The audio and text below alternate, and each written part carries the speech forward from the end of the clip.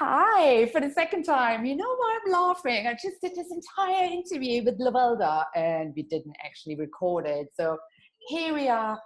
My name is Anik. I'm your host at the Speak to Grow Your Business podcast. And Speak Express is based in London, and we're all about helping you to learn how to market yourself as a speaker and get on more stages and use speaking for business growth.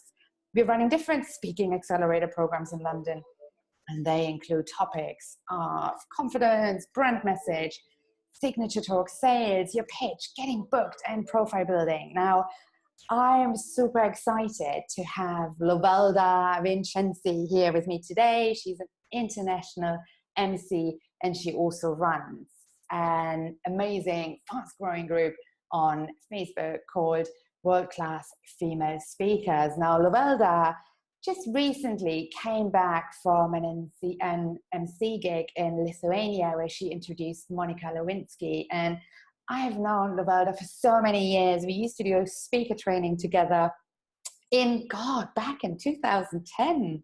Now, let me hand over to Lovelda. One question that I always love asking is, who are you really? Who is that person behind the name Lovelda Vincenzi? What is something you wouldn't normally tell people when you meet them for the very first time? So my thing, it's great to be here, Anik. My thing is that I would say I am a closeted artiste. Why do you say this in a French accent? I don't know, it sounds better in a French accent. Otherwise it just sounds a bit dull. Yeah. So what do you mean, like dancing, acting? Yeah, I used to, as a child, I feel like I was a child prodigy. I can say that now because it's so far in the past and nobody can validate this, but I feel like I was a child prodigy in ballet and drama, acting, that sort of thing. So I always loved a stage. It was basically give me a stage and let me perform. Amazing. So for you, it wasn't actually such a big step to become a speaker, because I went through years of terror, hating it, standing on stage for 2 years in a row, constantly thinking, they're going to find out, you're not good enough. Who do you think you are? But you just rocked up and pitched yourself at the front of the stage. It's like, here I am. Basically, I was one of those irritating kids that really enjoyed being on stage. I was like, there's a part, I'll take it. I need to talk in front of a group of people, I'll take it. Debate, public speaking, dance, drama. I got nervous, but it never really occurred to me to be scared of it. Oh, yeah, it's just something you bypassed. Oh, can you actually get nervous? Well, one thing that really stood out for me, first of all, for some reason, sometimes you sound a bit like an alien because the mic cuts out. So Lovelda is a real person. Not sure with what's happening with the internet, but if there are any questions, obviously there will be a connection link to Lovelda. If there's anything you couldn't hear, and you can connect with her at the end of the podcast. Here is the thing. I noticed on Facebook, Lovelda was setting herself a massive goal of contacting 1,000 event organizers during September. Now, that's an amazing project. Now, I'd really love to hear how it goes. And the reason I'm asking is because one thing I hear from people the most is, Nick, how can I get more speaking gigs? And most of the time I reply, well, just to understand, what are you doing so far? And what I often get is silence. Sounds about right. And there's Lovelda. It's like 1,000 event organizers. Tell us more. The thing is, Anik, growing a speaking business fundamentally isn't that different to growing any other sort of business. You wouldn't just wake up one day, decide you want to be a coach, and then not do anything and expect that these clients are going to somehow come banging your door down pleading to be coached by you. But for some reason, when it comes to speaking, there's kind of tinkering around the edges, and then people seem to draw a blank as to how the heck to find the hundreds of thousands of events that go on every single year all around the globe. I mean, there's not a shortage of them. So that's the first thing. So I take a very direct approach. I have a background in sales, kind of 5-6 years working in sales. And so I kind of understand the sales process, and I didn't tend to do. It is a numbers game. So let me ask you, how many And out of, let's guess, sorry to interrupt, I'm getting too excited. you are Rude. getting excited. But, Come on. okay, because September isn't over, right? What is your predicted projection, like from those 1,000 event organizers? What do you think in percentage, like how many will reply and how many will convert, just roughly, and then we can check in and actually, compare some of the numbers. No pressure. No pressure. I don't think the conversions are going to be high, if I'm honest. I'm going to a lot of people who are really cold. I think I will. So I think, firstly, the responses of the 1,000 people I send those emails out to, I expect I'll get some sort of response from about 50% of them. Some sort of response. Wow, that's good. At least half of them I'm expecting won't respond. Somewhere between 30 and 50% of them just will not answer your email. Yeah. And most of those responses are not going to come from the first email. They will come from follow-up emails that I send saying, hello, remember me? Still here. Do you use like a bot or auto or blah, blah, blah? Now, like, I think I need to have a glass of wine to actually get my words out, but do you really do it all manually? Oh, no. I have a toolkit that I use that is available for people to purchase. But I have some technology. I have a system in so much as I know exactly what I'm sending when I'm sending it. And then I have a few pieces of technology that I've configured and pieced together that allow me to allow tech to do the stuff that doesn't need to be personalized so that I can work at volume. Amazing. But you still personalize an email? The emails become more and more personalized the further down the sales process it becomes. I don't start with a highly personalized email because then it's hard to hit my numbers. Okay. And it's a numbers game. So if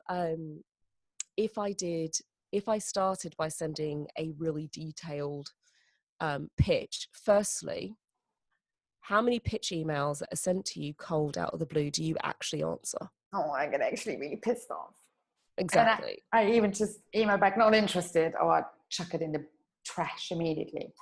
Yeah. So my first email is never a pitch email for exactly that reason. So you can sit down and write a really detailed pitch email, but the likelihood of somebody bothering to read it, you're unknown, and you've dropped something into their inbox, selling them something effectively, unless you've caught them at a really beautiful, magical time, you've got no relationship with them, and the first email you've sent them is asking them for something, it's never effective. Your numbers in terms of the number of people you reach out to need to be even higher for you to get any real conversion from that. Wow. And so and your numbers get better the bigger the profile you've got. Not even necessarily the bigger the profile, the better the profile you've got. And what I mean by that is, anytime you send an email out to somebody, they will look you up, because that's what people do. They'll jump on Google, and their response will partially be due to what they can find out about you online. And if you're saying, if you want to position yourself as this guru who has a huge following, and your website looks a bit tacky and there's no video footage and it's all kind of looks a bit and feels a bit DIY, then it's like the Travelodge telling you that they're charging Hilton prices. You're just not going to buy it. You just think, oh, this is a bit of a rip-off. People aren't stupid in that regard. So your conversions are better if they look at your website and think, oh, wow, this person does really look like somebody worth having a conversation with. Yeah. More likely to engage. But my level of, because the response rate is lower at the beginning than it is further down. Like once I get further along the sales process, I'm more likely to get responses. That's when I do more and more personalization. But I'm not going to use a lot of time, effort, and energy writing really detailed emails, collecting a whole bunch of information about people who may never actually ever respond to emails, even after I've sent like 5 or 6 follow-ups. Yeah. So you would just, when you create your list, it's just the name, the email, and what the event title is and your search term, right? Guess, guys, why I know this? Because as I said before, this is the second round of this interview. I got so excited before. I honestly didn't hit the record button properly. So when you then email them, you really simply just go, hello, Emily, I saw your event on XYZ. Are you currently looking to recruit speakers, MCs? I don't ask if they're looking. I just ask, are you the person who hires? Oh, okay. And when I'm searching for events, I don't care what date the event's in. I'm just interested in knowing, you know, if I find an event on Google and it happened last month, I don't care. Do they do this annually? Yes. In which case there'll be another one next year. It's a great time to contact them. Yeah. If it's happening in a few weeks, it's still a great time to contact them. I just want to know I've got a list of viable event organizers I can contact. And once I've got a list of people who respond to me, I can, you know, if I don't win it this year, I can reach out to them again next year and the year after that and the year after that. But I know there's a person who's responsible for hiring these people. Can But you guys all hear? I keep interrupting today, but I just need to point that out. So everyone listening, can you hear and feel this level of persistence and determination? And that's really what it takes, especially when starting out, right? It's all about the hustle. it's hustle and it's just work, right? Like, Yeah. you know, any business, it's like a big wheel. Like when you first start, there's more work the first few times. If you Mm, think of the very first event you put on, how much more effort that was to you putting on an event today. I mean, we pulled one off in 4 months, and yeah. it's probably a lot bigger and better than any event we did 4 years ago. And the reason for that is you've got better contacts, you've got systems in place, you understand process, you know who to talk to. You know, you're not looking for a venue from scratch. You've got 4 venues you've looked at before. You're not writing in the same way as you get further down the process. When people come back to you with some sort of rebuttal, you've seen most of them before. So you're not writing your response to that new. You know, you build that process out as you go because it's not that different. You know exactly what your pitch looks like for each of these, and you know what the likelihood that his pitch is going to work versus not going to work. I can look at certain event pages and just in a few minutes be like, that's a perfect event profile for me, or it's just not going Yeah. to work. So you really understand your audience profile, your event organizer profile. I guess for a speaker, we would call it an audience profile, but for you, it's more the event organizer you're actually interested in the first place. You know, you have to win them over.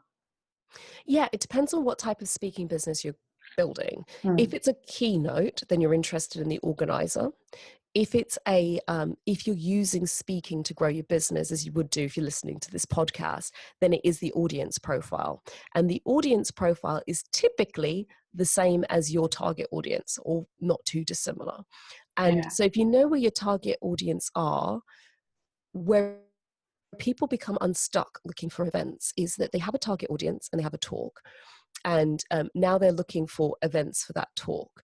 But the talk is something like how to build your confidence, or how to connect with your inner self. And I can tell you there aren't people putting on events about inner self connection. There's just not enough of them. If you go looking for inner self connection events, you're just not going to find them. But if you can then say, well, my audience are female executives who are looking to make it to another level in their business, but what's getting in the way is they just don't have enough self-confidence. Oh, that's great. I can tell you now you're looking for leadership events, female founder events, events for female starters. That's what you're looking for. Start entrepreneurial startup events. But you've got to kind of reverse engineer it to go, well, where would these people, what type of events would they go to? Your talk might then need to be tailored a bit when you pitch it so that you're pitching so that the organizer can see how your talk would conceivably fit into what they're doing, if that makes sense. yeah, But often we've got a talk, oh, this is my keynote, but we're not thinking about your keynote is malleable, right? You can tweak the title and say the same thing. yeah, But the title's got to be something that's going to sell in multiple event contexts, which mm, often means you've got to go from the detail of your title and your talk and take it up a few steps to say it's leadership, it's marketing, it's entrepreneurship, it's I don't know, it's sales, because people do events around those themes. yeah. And then when you Okay. know the theme, you then slot your talk into those themes. And that's based on, well, are my audience going to be at marketing events? Probably not. They're senior executives. Are they going to be at business startup events? Yes. Well, there's loads of them out there. Yeah. So it's basically all about really, so for example, if you are a confidence coach or if you speak on self-belief, it's really going a bit deeper, like what problem you're actually solving, right? So what is a good example I can think of recently? Okay, so you are a career transformation coach, right? You help people to transform their career, but there are different levels to it. This could also be about potentially negotiating a pay rise. You don't always have to leave your job, right? Understand the sub problems you're solving, and you get more clarity on where actually to find those communities you want to tap into. Mm-hmm. And so in that instance, you might be after HR conferences, depending on the context, but understand if you're coaching people out of jobs, that's probably not going to work. But if you're coaching them into better jobs, to be a better fit and a better resource for the organization, HR conferences will work. If you're coaching people out of jobs into something else, then it might be startup conferences where you'll find those individuals who are in jobs feeling a bit disgruntled and really have got an itch to go on to something else, but they don't know how to do that. So once you understand what type of events these people are going to, it's easier for you then to search for those events and pitch to those sorts of events to grow your business. But often we'll be looking for events on confidence and they don't exist. Yeah. Okay.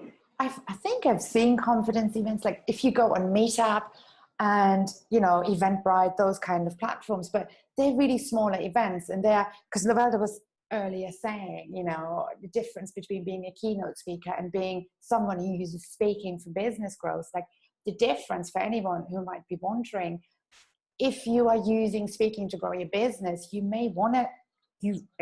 will want to speak free because you want to tap into a number of audiences. And often, you can connect with Meetup organizers and Eventbrite. They're often not paid, but then you can obviously have an offer, funnel people back into your business.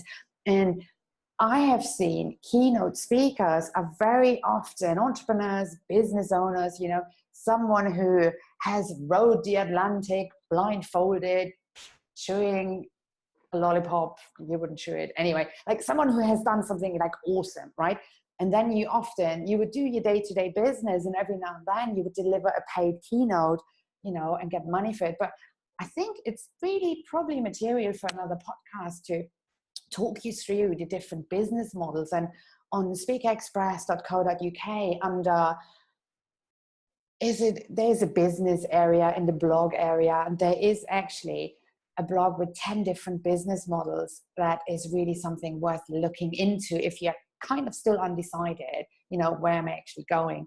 But here with Lovelda, what I really wanted to dive even deeper into, like once you have found your preferred event organizer or you have a number of communities, like how can you, because I'm sure they get loads of emails for our events. And by the way, Lovelda and we also run the Female Speakers Conference together, and it's coming up again next year. And it was an awesome success this year, right? But we got a lot of people emailing us. I'd love to speak on your stage. I'd love to speak on your stage. I'd love to speak on your stage. What makes someone stand out? Like, wow, by emailing so many event organizers, for example, how do you make yourself stand out? So I, firstly, like I said, I start really generic and I get more and more detailed. So I'll answer this slightly differently. What frustrated me with some of the well-meaning pitches, shall we say, we got for speaking at the Female Speakers Conference is it's something as simple as actually just go on the flipping website and read what they're looking for. So Female Speakers Conference was very clearly an event for women to speak about the business of speaking. And so our focus was very much on building a speaking business, and the talks were to relate to that. And most of the pitches, if I remember correctly, had nothing to do with anything business related. It was confidence related, or how to write a better talk, or all of these sorts of, and it's not to say the mindset stuff isn't important, but you're pitching at a business event. And the pitches that were more interesting to us was, oh, we'll show you how to do PR for a speaker. Great. I'll show you how to do, so understand what it is that the event organizer is looking for. The other thing is pitch one thing.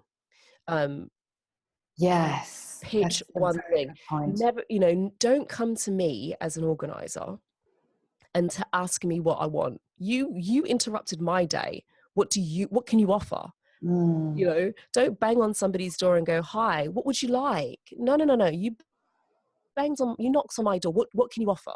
Yes, no. Let's have an actual conversation with some sort of offer in there. So rather than where I see a lot of people become unstuck is, I can talk about everything. No. If you are the pizza, kebab, curry house that does Chinese and fish and chips, nobody buys from there. You want me to tell you what they do? They turn up to your place and they go, this is a fish and chip shop. The only thing I'm buying from you is fish and chips. You've added the pizza, you've added the Chinese, you've added the Indian food, and I know none of that stuff's any good because you're predominantly a fish and chip shop. So I'm only going to buy fish and chips from you. If you got rid of the rest of it, guarantee you it's not going to lose you any money. When I want a good Chinese, I'm going to go to a Chinese. When I want a good Indian, I'm going to go there. And when I want a pizza, I'm going to go to a pizzeria. So you're actually devaluing your brand and devaluing your service by offering everything. Now, could your talk be very different and varied? Absolutely. So you take it up a few levels and you pitch the theme rather than all of the little bits and pieces inside it. You pitch the theme. Yeah. And you stay within that theme. And then it becomes, yes, I'm looking for that theme. And you pitch the theme that you think will most align to what that organizer is looking for. That makes sense. But you know what I really love? Like, compared to, like, every now and then I have a PA emailing me saying, I'm the PA to Max XYZ, and he speaks on blah blah blah, can you speak on your stage? And I always get really annoyed because you're right, like, they haven't actually looked what we need and what we do. And also I really appreciate that first personal connection. If I go deeper into the content, or if you are Oprah, then clearly I'm happy to deal with your PA anytime. But until you get to this level, like, make a personal connection. That's one thing. And I felt like we really got flooded with amazing applications for the Female Speakers Conference. And then once we started to get stuck in, now we have 5 speakers on branding, who do we pick? They're all equally awesome. Then we started looking deeper into the followers they have. We looked deeper into the footage. We also looked deeper into the engagement they got. And that really helps making a decision as well, especially, in this day and age, when you're an event organizer, you want someone on your stage who can pull a crowd, right? Yeah, I say there's 3. I talk about like 3 P's of being in speaking, and most people only focus on one. So you've got your presentation, and that's normally where 95% of people's attention is my presentation great? Can I speak really well? Like, just your ability to speak, or not just the presentation in terms of PowerPoints, but actually the product that you have, right? So one is the product of the presentation. And that's where most people spend their time. Where people are missing out and missing speaking engagement, wanting to get paid and not getting paid, is because the other 2 are missing, or not properly reflected based on where they are today. Yeah. The other 2 are your profile. Yeah. And by profile, I mean your website. I mean your YouTube. I mean videos of you out there. I mean, any media conference. Like, if I look at your profile today digitally, is it a true reflection of you as a speaker today? And you start where you are and you move forward. And so the number of people I've seen pitch and their website doesn't even say they speak. So when I'm looking for you as a speaker, this is what happens in my mind as an organizer. I think, right, they're really a coach, so I can get a deal here. This is the side thing they do. This isn't a thing for them. It's a side thing, so I don't need to pay them. Whereas if I land on a website and it's really well done, in the same way that if you land on a hotel website and you could beautiful photos, you know, beautifully taken professional photos, professional video, 360 degrees, you know, they've got a spa, they've got concierge at the front desk, everything is kind of beautifully designed, kind of guiding you through it. You think, oh, this is going to be expensive. And we can tell it immediately. Yeah. You know, we do it for ourselves. So organisers are doing it when they look up you. So don't say that you want to get paid £5,000 and look like a £50 speaker. You're not going to get £5,000 because your website looks like something and your digital profile doesn't say this is a highly paid speaker. So people don't believe you. And you might convert a referral, but you'll struggle to convert cold because they're going to look.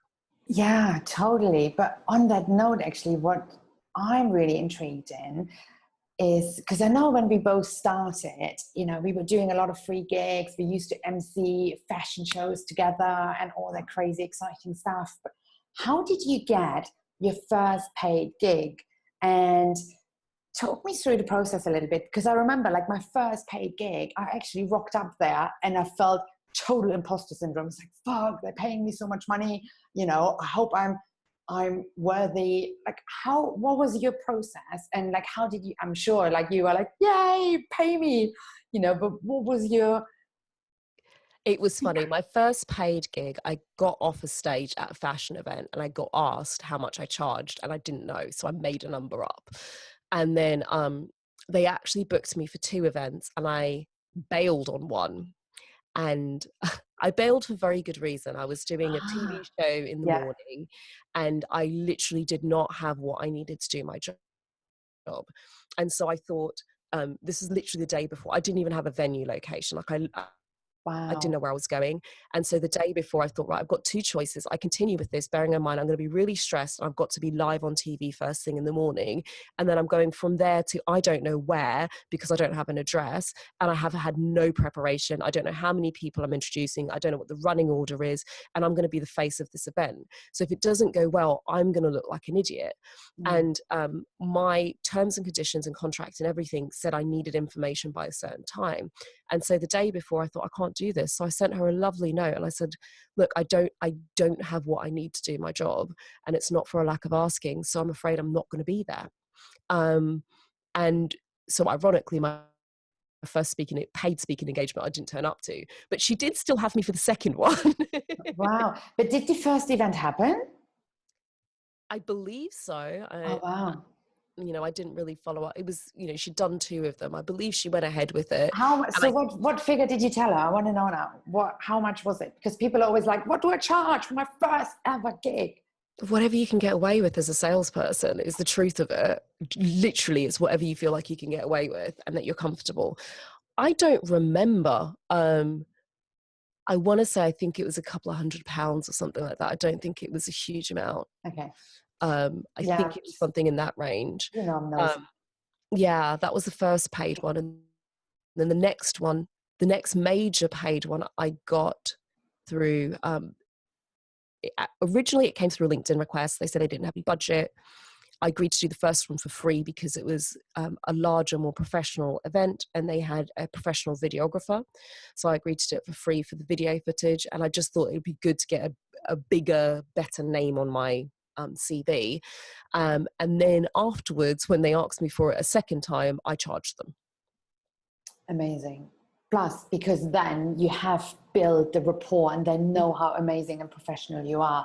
So yeah, there's nothing wrong with doing a freebie and really starting building those relationships. And, you know, I know whenever Lovelda does something free, she would then ask for a testimonial. You know, she would always have a good camera with her. So even being able to film some testimonials, you can make it work or just get them to write you something on LinkedIn.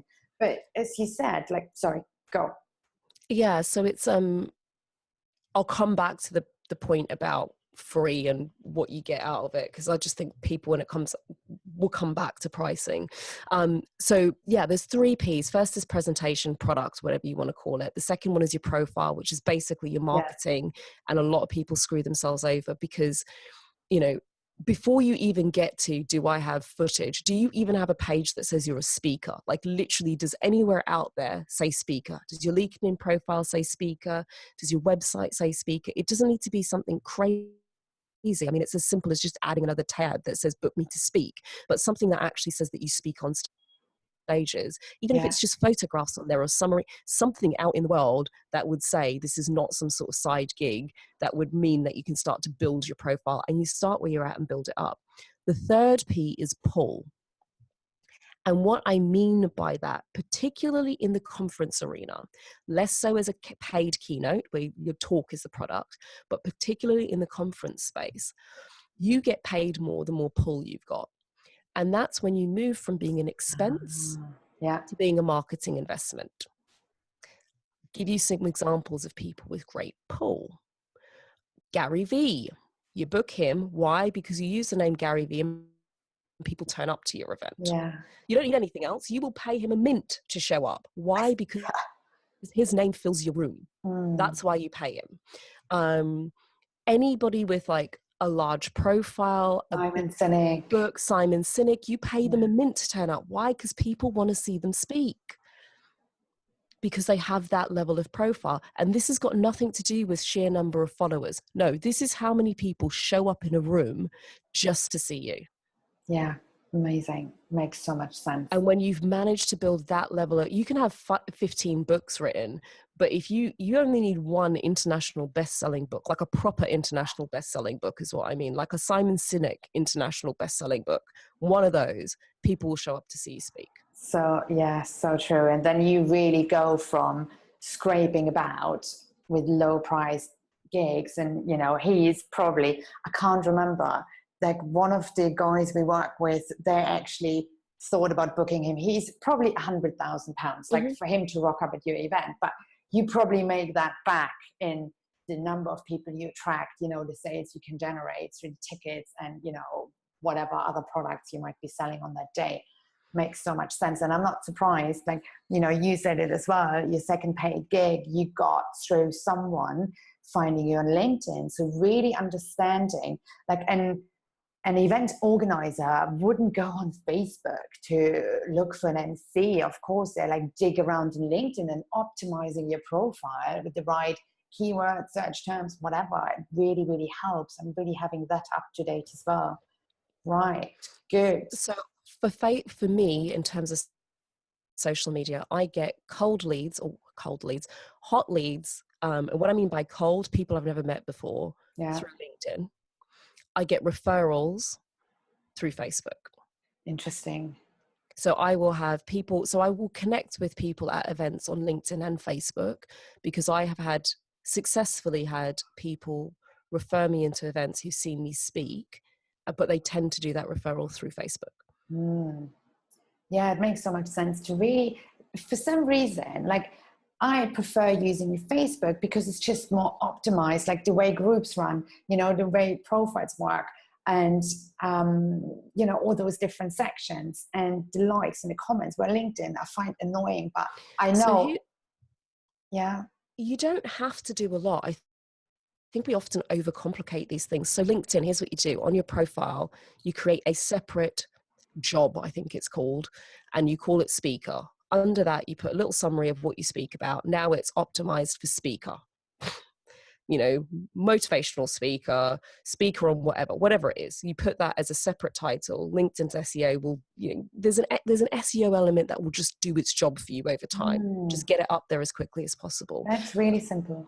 There's a media section on LinkedIn. Throw some videos and images of you on stage there. Put a contact number or contact email address on there. Put a summary of the sorts of talks that you've been booked for. That's pretty much it. You're done on LinkedIn.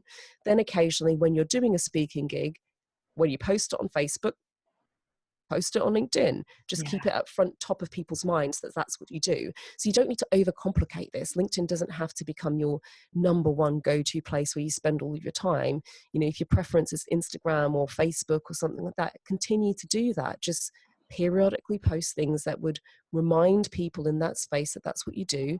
If you put a long form post on Facebook and it does really well, copy and paste it as an article on LinkedIn. Job done. Yeah. You don't need to overcomplicate these things for yourself. And those kind of things you can totally outsource, Mhm. like no one cares if your PA puts this on your LinkedIn. But if you contact an event organizer, they really want, especially, if you're not at this high level yet, where you reel in the 5, 6, 7 figures from speaking, they want to have a personal connection with you. I have a number of questions. I just want to fire at you, and let's see what springs up first. So what's new in the speaking world, or what do you see currently trending? I can see event organizers looking to make speaking more engaging. I think that the more interesting and entertaining your talk can be beyond being, clicking through a PowerPoint, the more bookable you'll be in the future. Oh, great. Okay. And from a business owner point of view, what daily habits make you more successful? Sales, sales, and sales. If I'm not prospecting, if I'm not out there daily doing something that's going to bring me in new business, the business isn't going to grow. And I think, it's a balance, but I have to schedule time daily to sit down and contact new potential people to work with. Yeah, totally. Makes so much sense. So what's your favorite book or podcast or YouTube channel, and why? Oh God, I haven't even looked at books or podcasts for a while, babe. I'm really That's rubbish. okay. So you're not Um, actually consuming, you're actually more out just prospecting. That's Yeah, interesting. not at the moment. At the beginning of the year, I was listening to a lot of books, and they were predominantly on time management type stuff, Mm, because I was just doing so much at once. I was like, if there's any way I can figure out how to better optimize my time, then I'm down for that. But at the moment, it's mainly just getting my head down. I think at the beginning of next year, I'll probably be back in learning mode again, but nice. I tend to cycle through it. So from all the time management tips and tricks you absorbed, what's your favorite one? There's a book called The One Thing, and I love it. And he's got Yeah. I love that book. He's got a Yeah. saying in it that I use practically daily. Anytime I'm feeling a little bit overwhelmed and I don't know what to do. And it was, what is the one thing that I can do such that by doing it, everything else becomes easier or unnecessary? And to me, it was such a powerful phrase. Like when I'm sitting looking at like a gazillion things that feel like they're pulling on my attention, it's like, okay, what is the one thing I can do right now that when I do it, everything else is either easier or it's just not necessary. Amazing. I love that. One thing. So One true. thing. Such a good book. And can you introduce or think of one speaking platform to go and speak? Obviously, we are here in London, anything you have spoken and people can just look up and maybe get a gig them there themselves. The most recent one I've done is Inspired. I really enjoy that stage, actually. It's nice and lighthearted and great fun.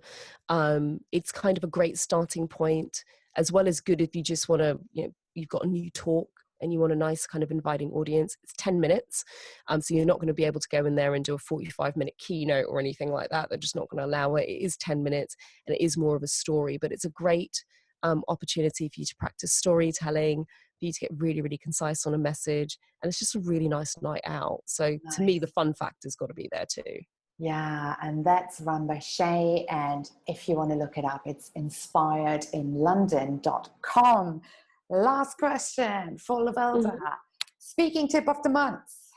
What would you give anyone listening? Like if there's one thing they could do next to really progress their speaking, what would you say? And when I say speaking tip, it can be speaking delivery, it can be speaking business building, whatever you love the most. I would say make it your business to contact events weekly. Like have a number, whether it's every week, every day, every month, have a number and commit to it. Because if you're not getting on stages, you're not going to get on stages. It's really that simple. It's like people Yeah, want to book somebody they can't book, not the person who's always available. You're not getting on stages, you're not improving your ability as a speaker. So whether you're brand new, I mean, this works, whether you're brand new into speaking or whether you've been doing it since time immemorial, make it your business to take time out, whether you have a monthly target, a daily target, or a weekly target, to contact organisers, get yourself on stage.